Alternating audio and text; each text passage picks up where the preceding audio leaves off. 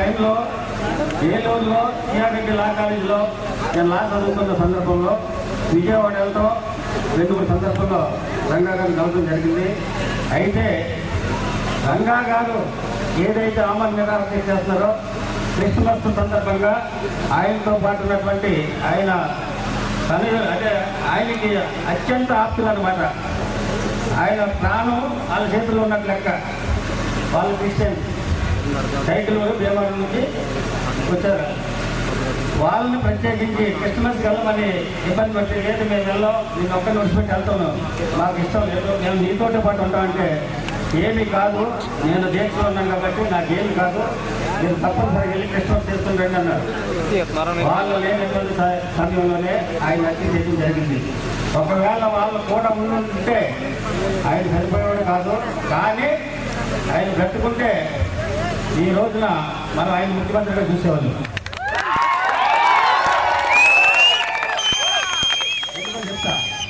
ఎందుకంటే ఆయనతో పాటు సమకాలీనమైనటువంటి రాజశేఖర రెడ్డి గారు కూడా, వీళ్ళిద్దరూ కాంగ్రెస్ పార్టీలో మంచి యువ నాయకులు.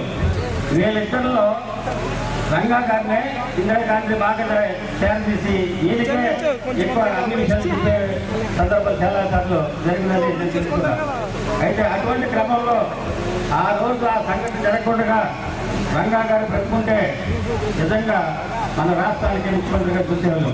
అయినా కానీ ఆయన చనిపోయి 35 సంవత్సరాలు అయినా కూడా ఈరోజు ఒక విజయవాడకే లేదా ఒక ఈస్ట్ గోదావరికి పరిమితం కాదు. ఆయన ఆంధ్ర రాష్ట్రానికి చాలా అందరి గుండెల్లో ఉన్నటువంటి గొప్ప వ్యక్తిని సందర్భంగా తెలియజేస్తున్నా. అయితే పేద బడుగు బలహీన వర్గాల కోసం ఆయన పరితపించినటువంటి మహనీయుడు. మీరందరూ గమనించాలి. జై కాపు జై కాపు అంటారు. కాపుల కోసం కాదు, పేదలు ఎక్కడైతే ఉన్నారో ఆ పేదల